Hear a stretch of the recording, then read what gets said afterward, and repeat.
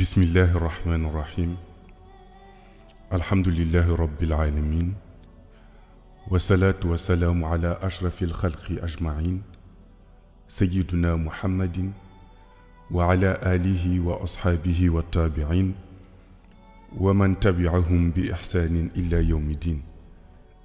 Assalamu alaikum. Chers frères, chères sœurs, aujourd'hui, nous allons revenir sur les 4 étapes de naissance de l'imam al-Mahdi.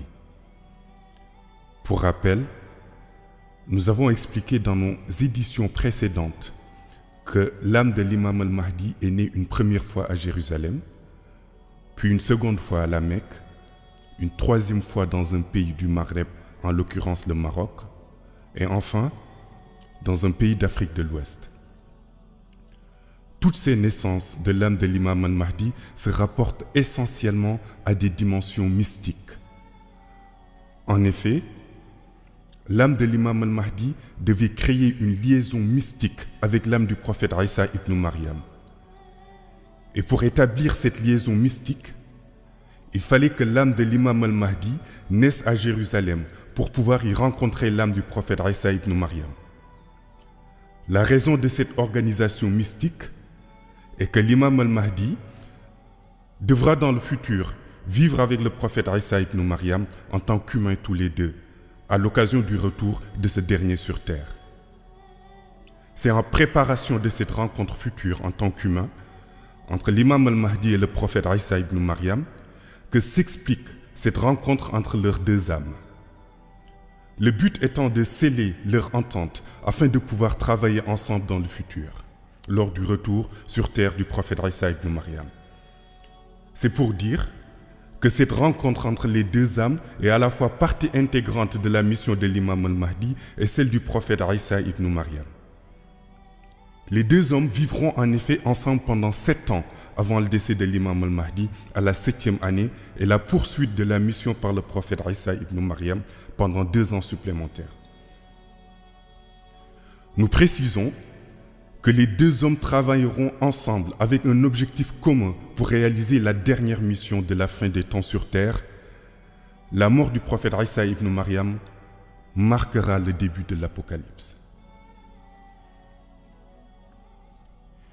Il faut comprendre que pour ce qui concerne la naissance sous forme d'une âme, il est de pratique courante qu'Allah envoie une âme sur terre qui reste invisible pour les hommes, mais visible par l'âme qu'elle est venue rencontrer.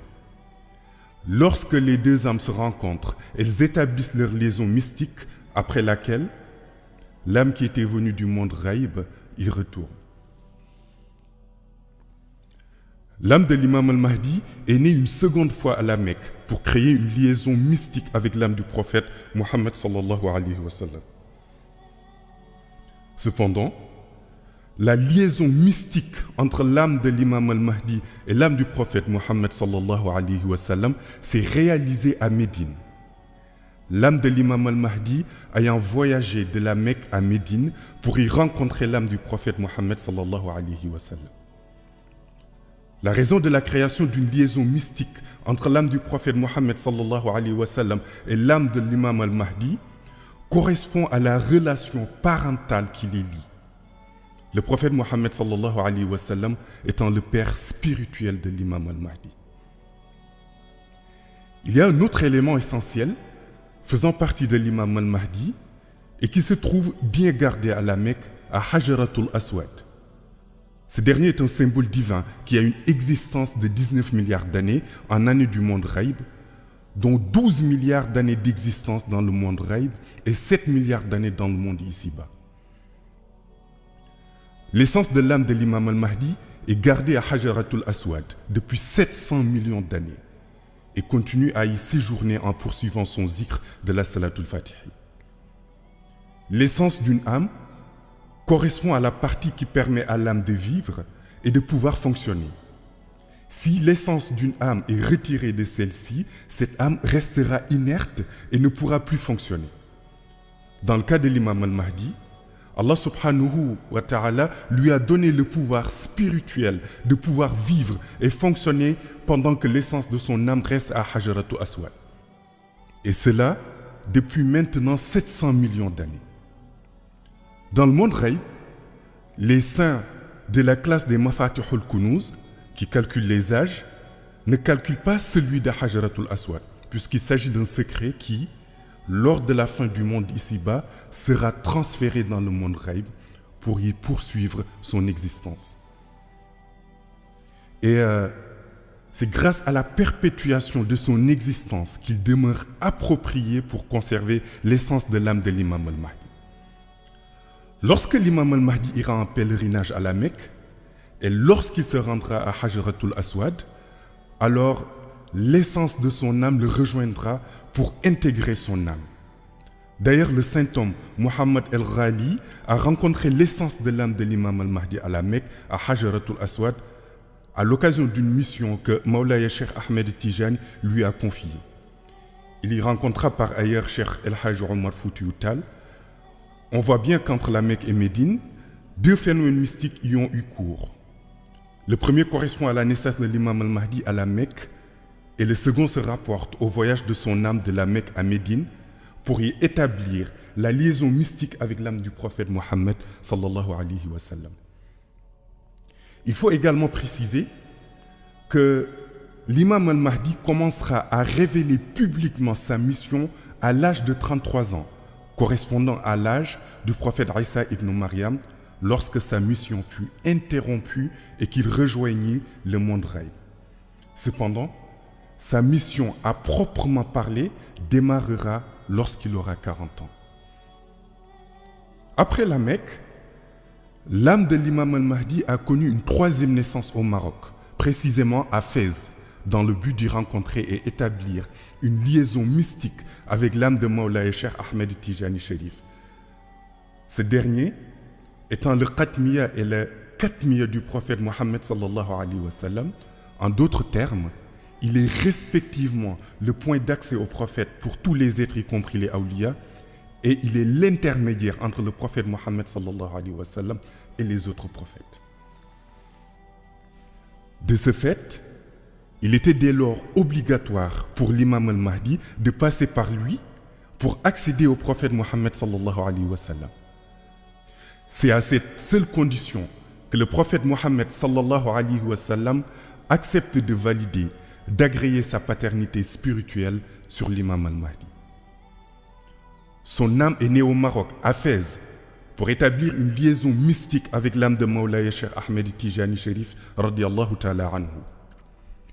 L'établissement de cette liaison était d'autant plus nécessaire que pour accéder au prophète Mohammed sallallahu alayhi wa sallam, il faut invariablement passer par son khatmiya, c'est-à-dire celui par lequel tout être doit passer pour recevoir ou envoyer de la lumière divine vers le prophète Mohammed sallallahu alayhi wa sallam. Mawlaya Cheikh Ahmed Tijani détient en effet le secret de Qutbatul Uzna, représenté par le grade de Khatmiya, ainsi que le secret de Qutbaniyatul Kanzam, symbolisé par le grade de Katmiya. Grâce à son grade de Qutbatul Uzna, Mawlaya Cheikh Ahmed Tijani est celui qui fournit à tous les saints la lumière qui fait d'eux des awliya. D'autre part, son grade de Qutbaniyatul Kanzam fait de lui l'intermédiaire exclusif entre le prophète Mohammed sallallahu alayhi wa sallam et les autres prophètes. L'imam al-Mahdi fait partie du cercle des awliya, car il n'est pas un prophète. De ce fait, c'est à travers le khatmiya du prophète, en l'occurrence Mawlaya Cheikh Ahmed Tijani, que l'imam al-Mahdi pourra acquérir les lumières prophétiques, avoir le statut d'un véritable shérif, ainsi que le pouvoir nécessaire pour exécuter sa mission. Suite à cette liaison mystique à Fès, Mawlaya Cheikh Ahmed Tijani a fait de l'imam al-Mahdi son khalife universel qui véhiculera à travers le monde les enseignements de la confrérie Tijaniya, le confirmateur de sa suprématie sur les saints à travers sa fonction de Khatmiya, ainsi que le fait que l'imam al-Mahdi sera le responsable de la mission universelle islamique de la fin des temps. Aussi, Mawlaya Cheikh Ahmed Tijani lui a apposé le cachet symbolisant sa paternité sur lui, ainsi que la qualité de shérif authentique de l'imam al-Mahdi obtenue à partir de la paternité spirituelle qu'a le prophète sur lui, suite à la naissance de son âme à la Mecque. Enfin, la dernière naissance de l'imam al-Mahdi sous la forme humaine s'est réalisée dans un pays d'Afrique noire de l'Ouest. Ceci signifie que l'imam al-Mahdi est un noir africain. Mais certains sont amenés à se poser la question, pourquoi l'imam al-Mahdi est un noir africain? Pour répondre à cette question, nous rappelons qu'Allah subhanahu wa ta'ala avait annoncé qu'il choisirait les peuples les plus persécutés dans l'histoire de l'humanité pour en faire les héritiers de la terre. En d'autres termes, ces peuples hériteront de la gouvernance du monde et de ses richesses, en contrepartie des injustices et des dommages qu'ils ont subis. Pour ce faire, Allah subhanahu wa ta'ala a choisi ces peuples pour y faire naître l'imam al-Mahdi qui dirigera le monde et réparera les injustices et les dommages causés à ces peuples les plus opprimés de toute l'histoire de l'humanité. À ce propos, le constat fait par les savants de l'islam est que les peuples noirs d'Afrique ont effectivement été les plus opprimés de l'histoire de l'humanité.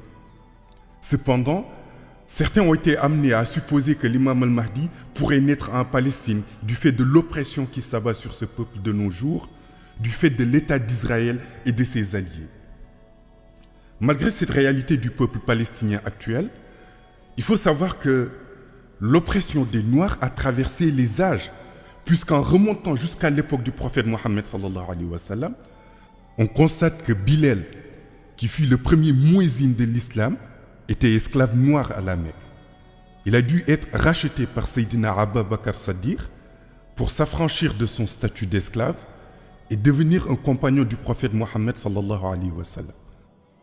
Bien avant la naissance de ce dernier, l'esclavage des Noirs était une pratique courante, au point que le mot esclave s'apparentait aux Noirs d'Afrique. L'histoire la plus récente au sujet de l'esclavage des Noirs est la traite négrière, qui a duré plusieurs siècles et a engendré le départ de plusieurs millions d'Africains noirs, capturés et déportés hors du continent. Donc, les peuples les plus opprimés sont incontestablement les Noirs d'Afrique. Ce faisant, ils ont été choisis par Allah subhanahu wa ta'ala pour hériter du pouvoir sur terre et de sa gouvernance. C'est ainsi que Allah subhanahu wa ta'ala, par souci de rétablir la justice, a fait naître l'imam al-Mahdi dans un pays d'Afrique de l'Ouest, parmi les peuples que le prophète sallallahu alayhi wa sallam a désignés comme étant les étendards noirs, faisant allusion à la couleur de leur peau. Voici en résumé quelques éclaircissements que nous avons voulu vous apporter aujourd'hui sur les 4 étapes de naissance de l'imam al-Mahdi. En vous remerciant pour votre aimable attention, ce récit est tiré des enseignements de notre honorable cher, Khutb al-Akhtab al-Kabir, Mawlaya Sayyid Mohammed el-Cher. Assalamu alaikum wa rahmatullahi ta'ala wa barakatuh.